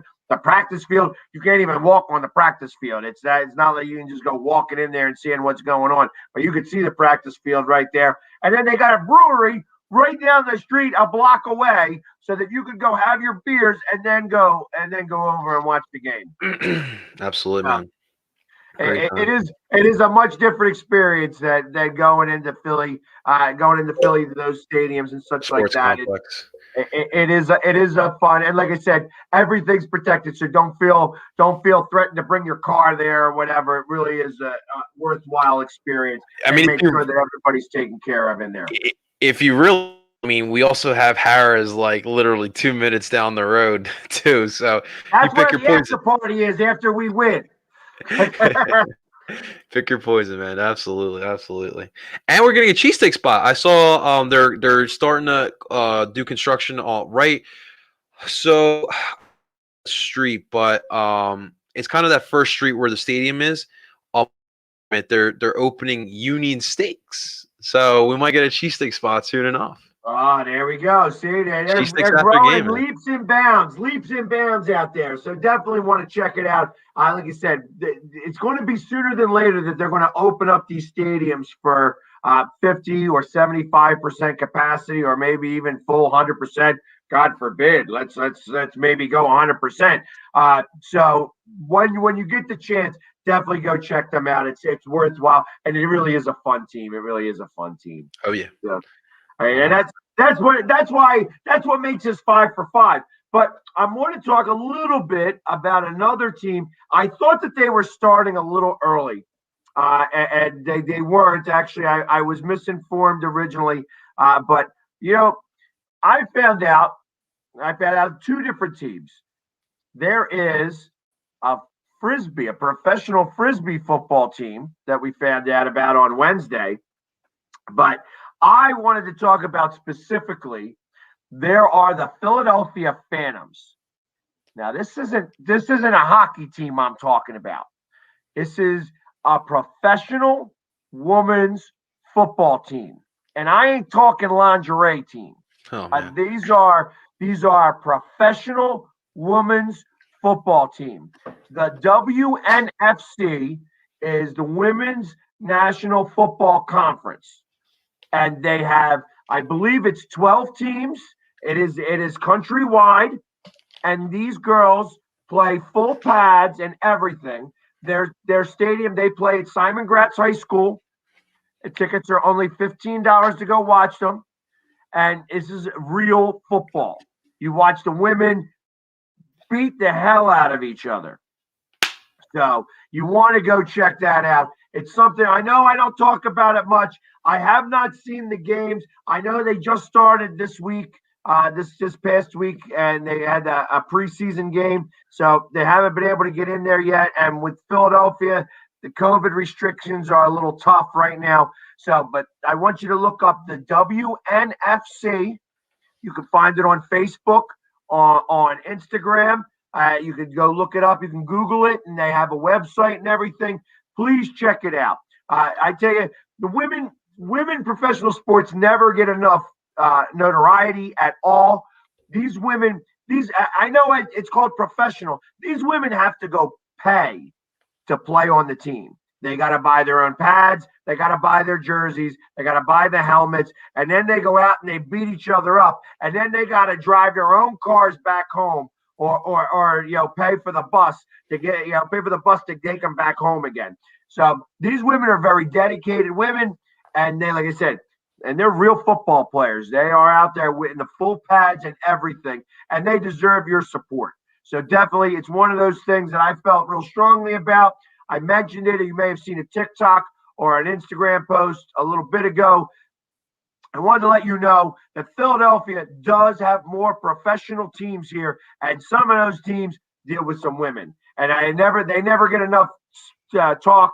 And I wanted to make sure to give them a shout out because these women work hard. They've been practicing hard. They want to go for the championship this year. And I felt that I wanted to show my support. So I haven't been able to get out there to a game yet. And I can't get myself a jersey because I just, again, I haven't gotten out there yet. But don't worry, I'm going to get one. And you'll see me out there loud and proud rooting on the Philadelphia Phantoms with a Z. And like I said, that's a Women's National Football Conference football team. I love that, man. We're here for the Philadelphia Phantoms. I will say, for me personally, I've been a bit advocate for women's soccer, basketball. For me, I would be more into the league if there was teams in Philadelphia. You know me, I'm not the type to like just sit, watch a random NBA game or NHL, NFL. What am I missing? NHL and NBA. If we have a women's NFL team, a women's WNBA team, I would be all on board to watching it. It's still a good product. And these women deserve our support as well. They are really talented, and I'm here for the Phantoms as well. If this is the start of it, so we can start getting everything. We can start getting NWSL. We can start getting WNBA. So be it. But the Phantoms deserve your support, ladies and gentlemen.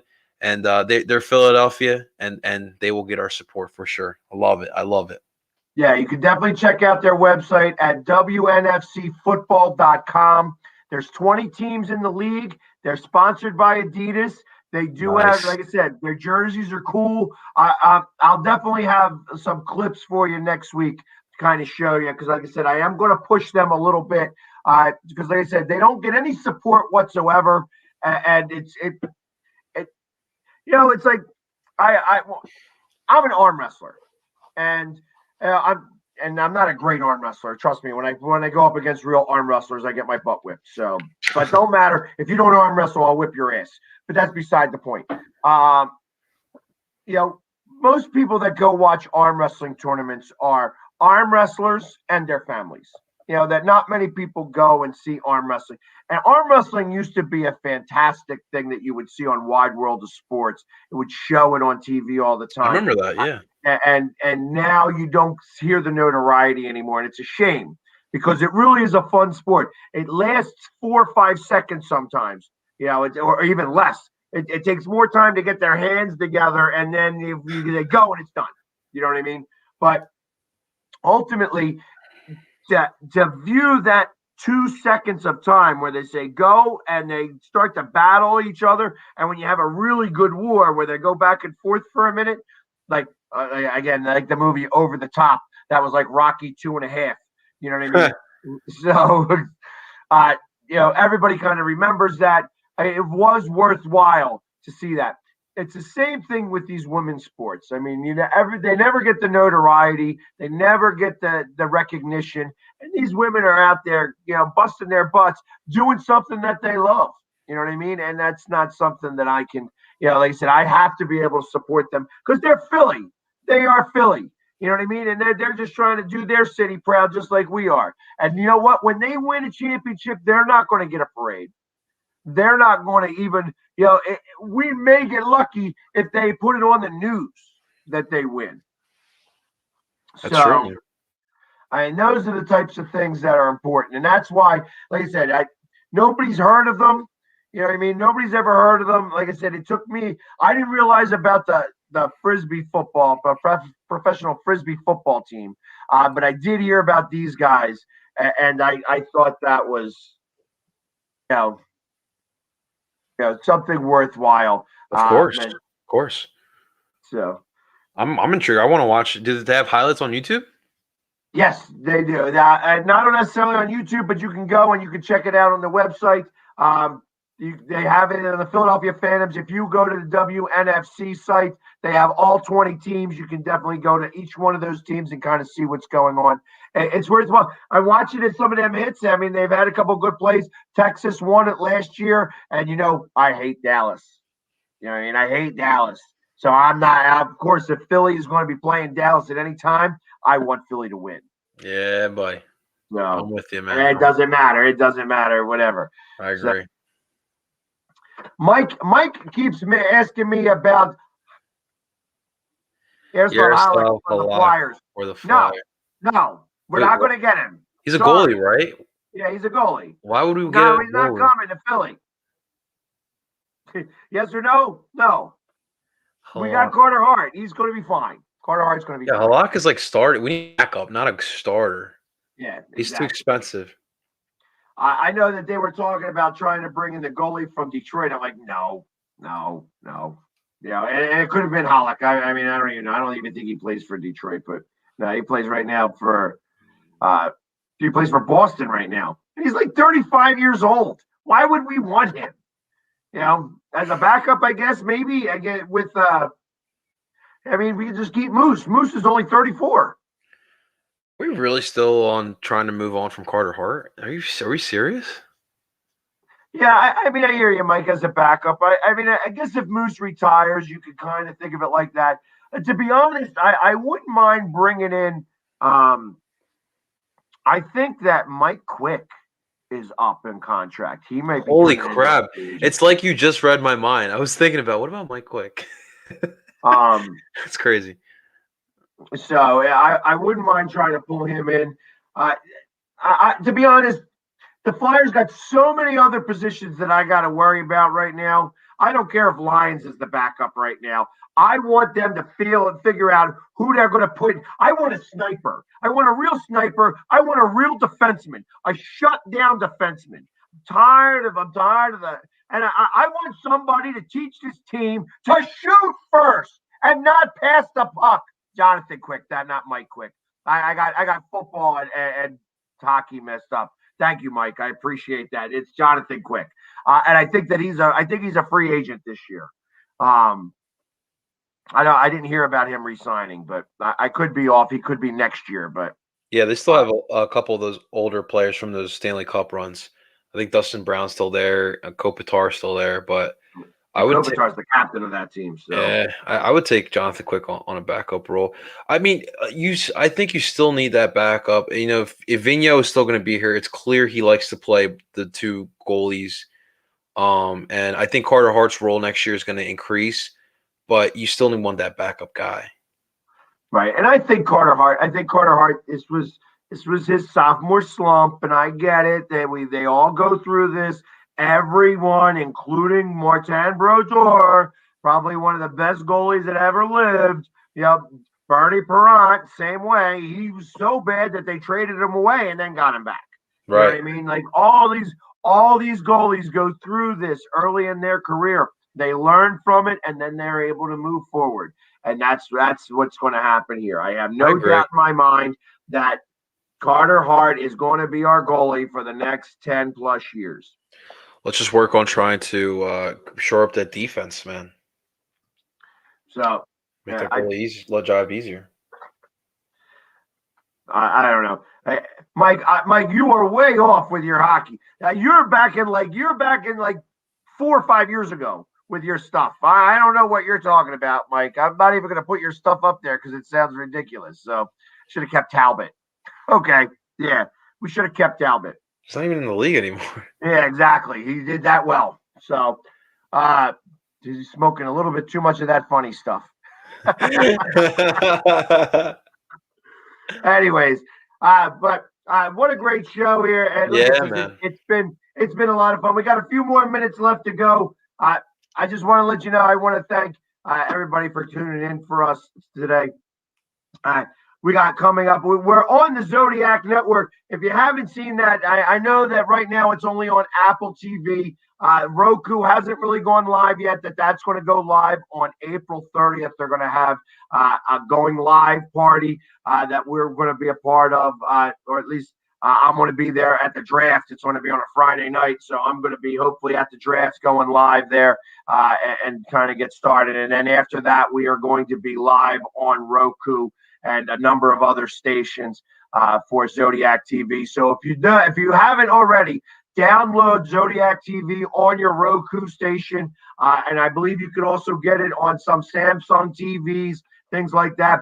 You want to download it. It's a free station. You want to check it out, and you'll get to see my pretty face and El Parcero's beautiful mug up there every Monday from 7 to 9. That's how we do it. It's one of those things where we're talking Philly sports because they give us 2 hours to talk Philly sports every Monday.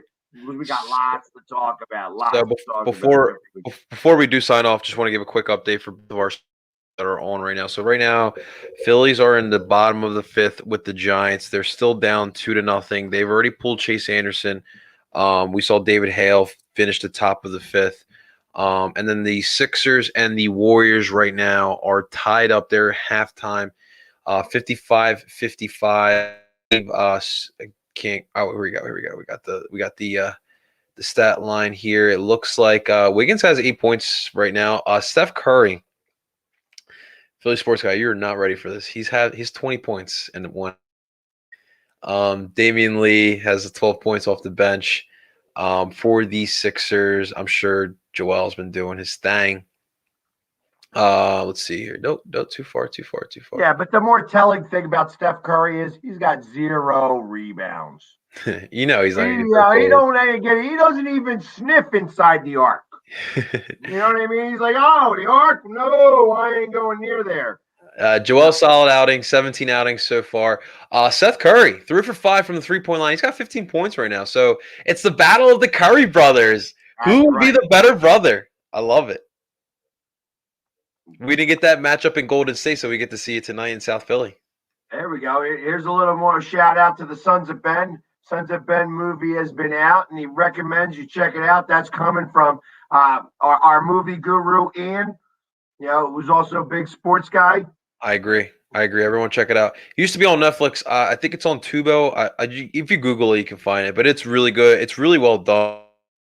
There's a brief history of Sons of Ben and the Philadelphia Union. Essentially, without Sons of Ben, we wouldn't have the Philadelphia Union. So really good to watch for sure, guys.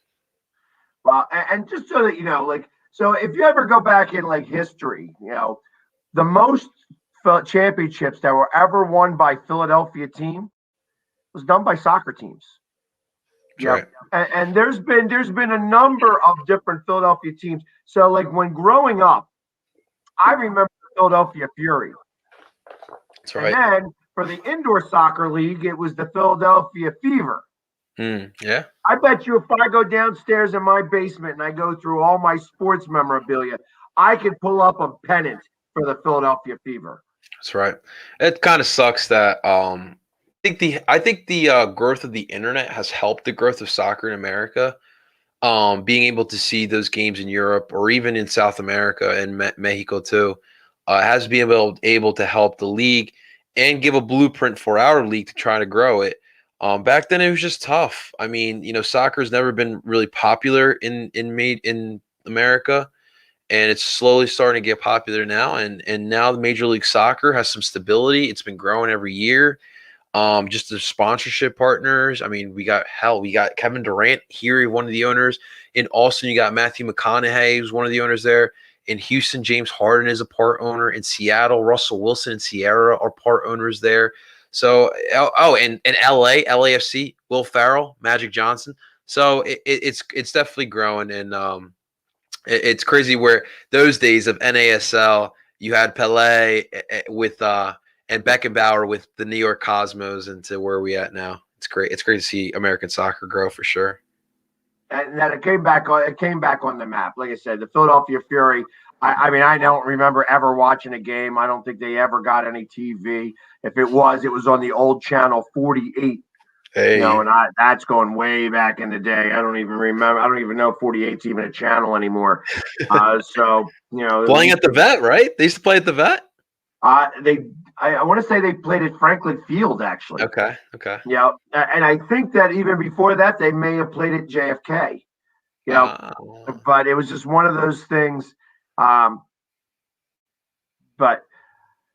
I tell you, Ian, you could say all you want, but that's not. They still. There was a team that won 15 championships, and they were out of Philadelphia, and I want to say it was the Ukrainian. It was the Ukrainians. So the Philadelphia Ukrainians. And if you look them up, they won like 15 like world championships. Like, and I'm talking like real world championships, not like, hey, this is the league here. Like, they were beating teams across the world. Now, this is back in the 40s and 50s and stuff like that. But that's just a little piece of history. There's another team that's got a lot of history in this area. It's not Philadelphia, but the Bethlehem Steel. For a lot of those Union fans that live out there, it's like a cult following, and they're kind of upset that the Union did away with the Union's second team, like the USL team, but the MLS is going in a different direction. Their USL team has become like a development team for the league team. So now it's called Union 2. They did away with the Bethlehem Steel. They're out of Bethlehem, but Bethlehem Steel have a lot of history in American soccer.